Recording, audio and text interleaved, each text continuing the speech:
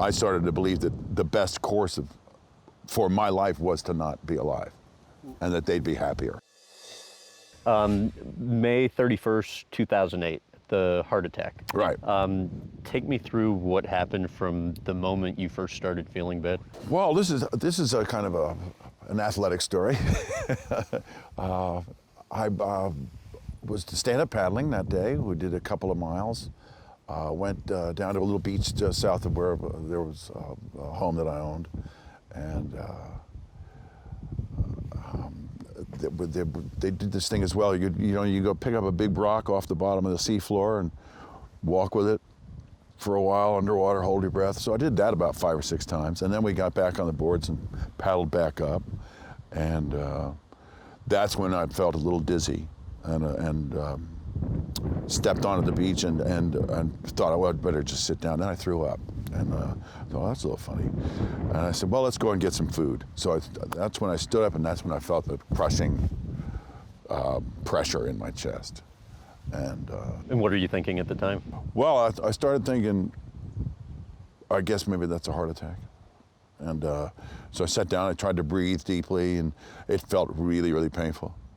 I waited for an hour and a half before the emergency guys got there. It was too bad, because it's Hawaii, the big island of Hawaii, and getting an ambulance there is tough.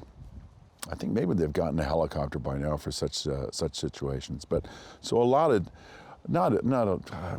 some damage was done to my heart during that time.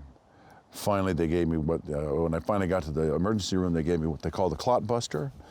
And that was one of the interesting experiences. They said, well, you've got some sort of clot, something's obstructing the flow of blood through your heart. And they said, there are side effects. And I said, what are those? And she said, well, death. That's okay, thank you. Go, do it. And so they did it, and then they pop you, and they bring you back. And so I was breathing on my own after the second pop, and everything sort of back on track. When was the point in which you weren't present anymore? It was very brief. There was a brief moment of when I said, just before the shot, I sort of said to the gods that be, or whatever, the lesser angels, whatever. I said, don't show me anything. I don't want to see a thing. I'm not interested in any tunnels or any light. I have things I have to do here still. And I'll digress for a second. I'd gotten to the point in my marriage at that time. The unhappiness was so profound that I actually started to think the only way I can solve this for them is to not be here. Really? Yeah, and so I started to believe that the best course for my life was to not be alive, and that they'd be happier. Why would you feel that? Just, look, some people get you to a certain place. That's all I'll say about it. So in that moment when I said, okay, I take it all back, is what I was basically saying to the little angels. I was saying, I didn't really mean it. You know what, I know there's something else to live for, and I want to get to that. But it wasn't until that moment that you really had that revelation? I made a profound plea for another shot at this, yeah, right? And I guess they heard me.